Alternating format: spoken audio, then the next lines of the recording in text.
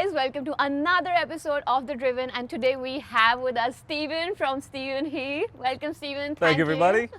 Thank you for being on our podcast. Absolutely. We love your content and we love your famous one-liner. Emotional damage. Exactly. That's still a thing. Can you believe that's 4 years old now? 4 years. That's 4 years we old. love it. I've seen it on so many memes. It's like the most viral thing. We got this awesome creator for you, and before we go into his journey, we're gonna go on a quick spin. Win this mystery car. 3, 2, 1, go! Oh my God! Driving for the best, turning hobby to success. It's the Driven. All right, are you ready? I am ready. Let's go. Guess challenge number 1, how do you open the door handle? All right, let's see if you can get this. Let's see, McLaren. Let's see if you can stop me today. So there's no immediate door handle. I'm guessing it's some type of touch swipe. Oh, there is a. Wait. Oh, that is it. Okay. It is a button. Let's dive a little bit into YouTube. Are Oh, I'd you love to. ready? Yes. Okay, so for the most basic question, what inspired you to be a YouTube creator? I was an actor long before I was a YouTube creator. I was an actor since I was 13 years old. That's when I did my first production. And then I went the complete traditional route. I did theaters throughout childhood. 17 years old, I graduated high school in Ireland. We call that leaving cert. I'm from Ireland, by the way. I saw a lot of your podcasts. I know everything. Oh, really? Thank you. I entered the industry as well, and I actually did fairly well as an actor. I was doing a lot of day players, a lot of co-stars, and I was doing leading roles on movies at around like 300 to 500K budget level. Right out of the neighborhood playhouse, that I was actually, I was killing it. Wow. Things were going great. And then I'll tell you a story. I landed the biggest job of my life. I was going to be paid about $30,000 at that time. And I was so happy with it. It was a national commercial. So I landed the role. The producer got to talk with me. We had a costume fitting and stuff like that. On the day of the costume fitting, I remember this so well. It was 2020, March 30th, I believe. On the day of the costume fitting, I wake up early, I'm ready, I get a text from the producers that says, hey, New York City just went into lockdown, we're gonna go on hold. Oh. And so it was COVID. At that time, I was like, oh, no problem. It's probably just like, a couple Few days. days. Yeah, they'll come back in a few days. Then they kept getting a hold, and that project never happened. So I was gutted. I was so Oh disappointed. my God. So was that when you're like, I'm gonna be my own director, I'm gonna be my own producer? It took a little bit of time. I was at home and I was expecting everything to pick back up. I was like, okay, let's continue the auditions, the workshops, all of the casting director stuff. So I was at home for a while before I realized about a month or two in, nothing is happening. Like absolutely nothing is happening. There was no more auditions, there was no more classes, the things that I booked got canceled. So I could literally just sit at home. And that's when I looked to ways to progress while I had no industry. I looked at a couple of other methods. One of the methods was to build a following, because my logic at the time, I didn't know anything about the business of content creation.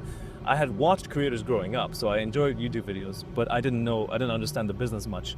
At that time, I made a prediction that if I could command viewership, then that would give me leverage in traditional. Meaning, if I could go out to Disney and say, hey, 5 million people tune in to watch me every week, would you like my 5 million viewers?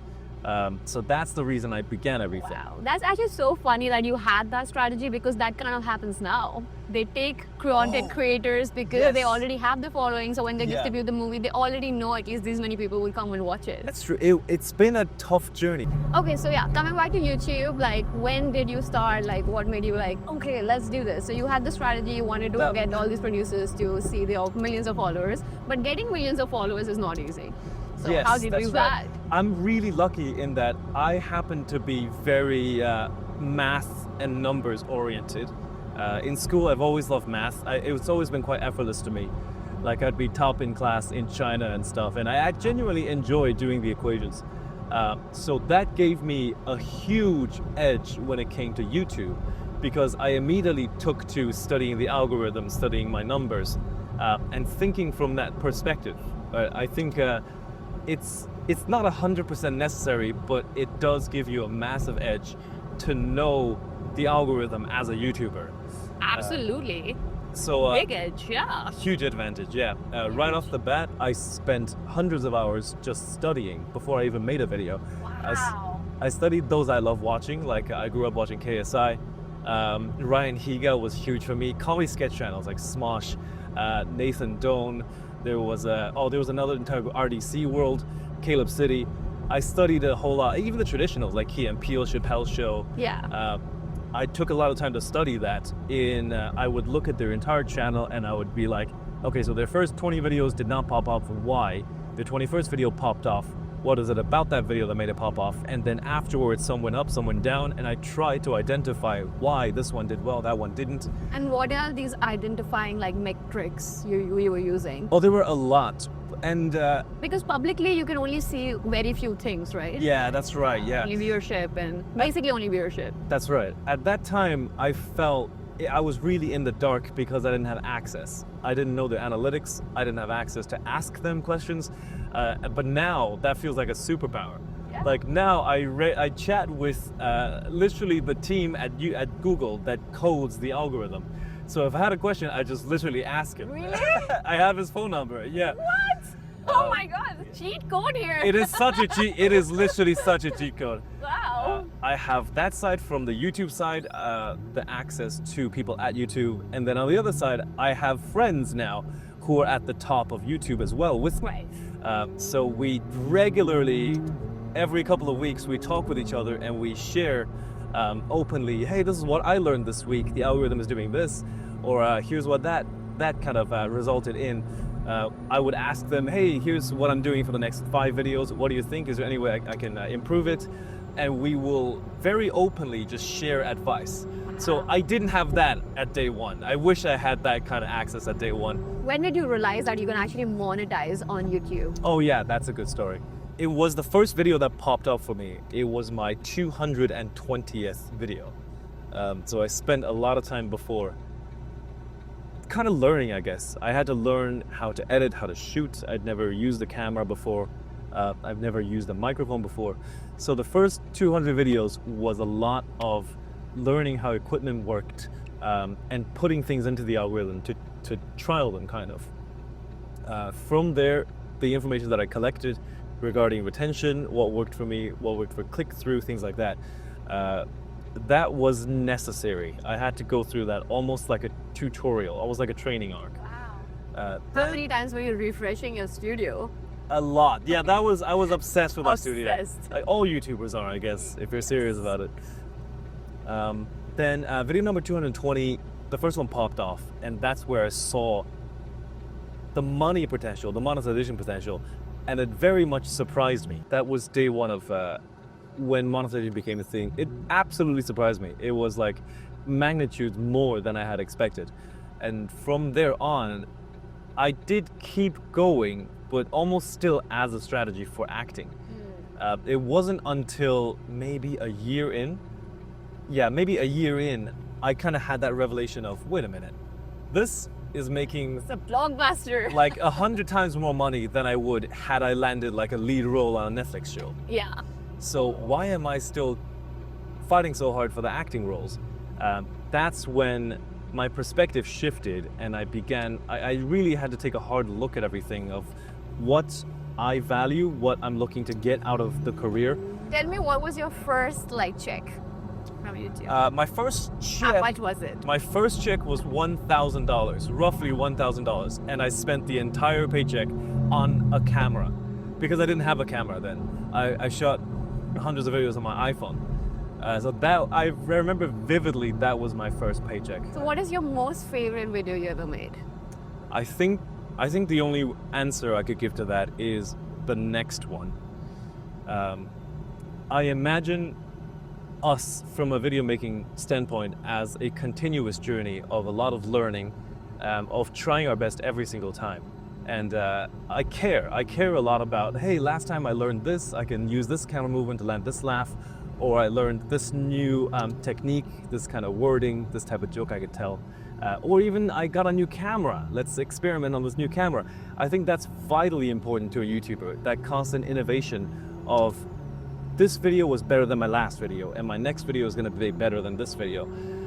So every video I go into, I have the same enthusiasm of this is going to be the biggest thing I work on, or the best thing I produce.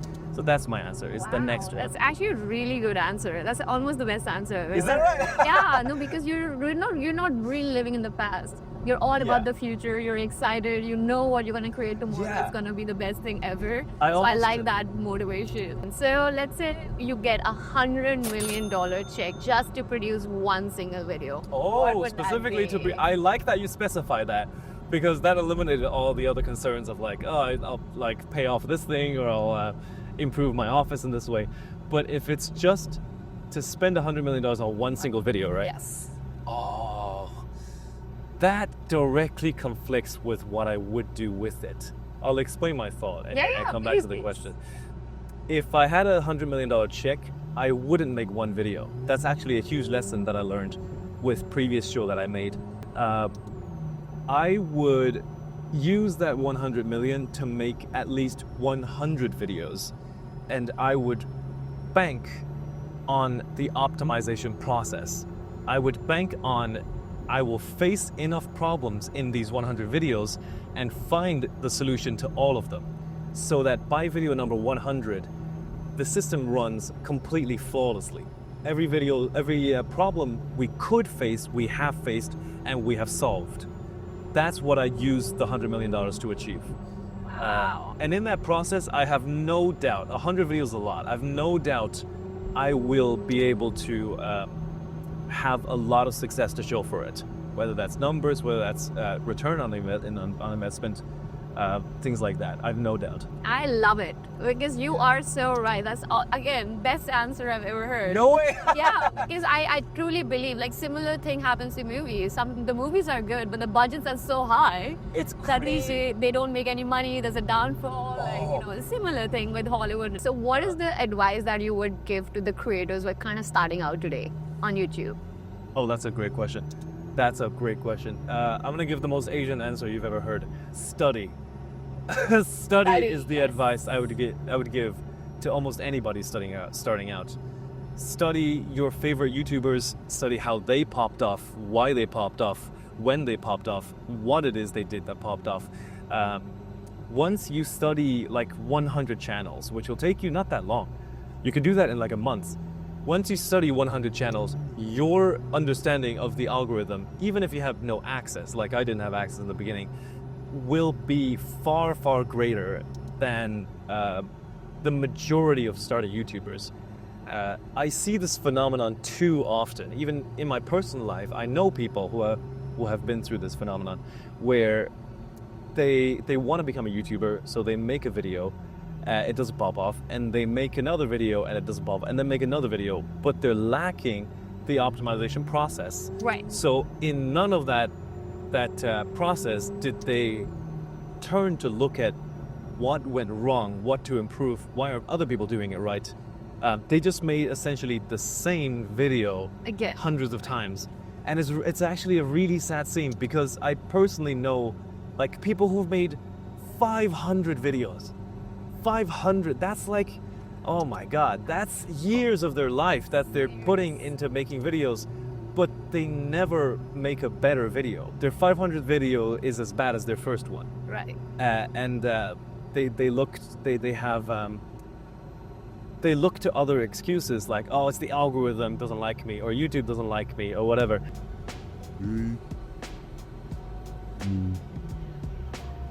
Here we are.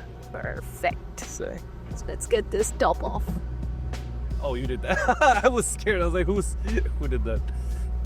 It was an awesome drive. He is a great driver. This is a very difficult car to drive. It is actually. It is a bit. It is a bit difficult, but it was fun, right? It was like the handling. LA. We're in a supercar. This is the life. This is why you came to LA. Yes. The Hollywood. If I had this on the track, I'd probably spin out every 5 seconds. It's hard to control, but that's what's exhilarating about it. And we got to hear a lot about your journey, which we are extremely excited and kind of want us hear more and more in the podcast studio. So I can't wait to let's dive in. roll and get to the studio so All we right. can dive deep into this Let's YouTube do it. growth.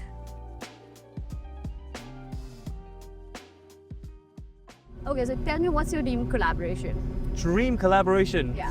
Which Jackie are you the Chan. YouTube creator? Jackie Chan. Yeah. It would, yes, it would be one of my comedy sketches with Jackie Chan, or I could go into one of his movies as an actor. But yeah, Wow, dream both of collab. them sounds amazing. Jackie Chan is also one of my favorite actors. That's one movie I've always seen. Like, He's such a legend. He's such a legend. What about a YouTuber? Oh, a YouTuber. That's a good question. YouTuber, the Sidemen. I really like the Sidemen. We got that a lot on the show. That's good. Is that right? Yeah. For me, because I grew up in Ireland, I didn't watch a lot of American YouTubers growing up, very few. So they were my first introduction to YouTube. And I think till this day, I still watch them quite a lot. And what happens if your YouTube career disappears tomorrow completely? If I exited YouTube completely, that's a great question. If I Or if YouTube exited completely. What? Or if YouTube exited completely and you didn't have a choice. your Like career- there was no such thing as YouTube? Yeah. Let's say like YouTube just disappeared. They banned it. I don't know. That's a great question, man. Who would Stephen Heap be then? I think my second passion that I'll probably pursue is physics. I really, really loved physics in my whole life growing up. And I care about impact, like I said before. I believe physics is one of the most impactful things one can pursue. That's true. Because, upon an invention, you could change mankind and you could change the trajectory of your entire species with an invention or with a discovery in physics. And I just like it. I really like physics. What's the one video you've done completely for views and you completely regret it? 4 views, as in I did it purposefully to gain views? Just to gain views, but you kind of regret Oh. doing that. That's a good question. I don't often do that. I don't often try to hop on trends or mimic other creators. I have tried techniques that work terribly. I was studying these two sides of a spectrum of quality versus consistency or volume. In the spectrum of I could take 3 months to make a great video that needs 3 months, but then the channel has no uploads for 3 months. Or I could make mediocre uploads every single week and make sure there's consistency. In that process of trying to find my place in that spectrum, and there's no right answer or wrong answer, by the way. Many channels have succeeded doing one extreme and many have exceeded doing the opposite extreme. Right. In that process, I tried the mediocre upload for the sake of padding frequency. I uploaded about a month worth of videos that I didn't think was great, but I uploaded because I wanted to have something Right. for the audience to see. It ended up very negative. It ended up dropping a lot of our numbers. So that's one thing I regret. God, amazing. Thank you, Stephen. This was great. Thanks for keeping my life. Thank you so much Safe. for keeping us alive. Yeah. All right, now it's time we get Let's dive in deep and talk about some in fun your stuff. life, in your YouTube journey. So I This want is to the real walk fun you bit. to our podcast studio. Perfect. Oh, welcome back. Right. Nice to meet Thank you, you. Steven. Pleasure to meet you as well. I'm very roll. excited. All right, let's get into it. Let's share some emotional damage. Raven.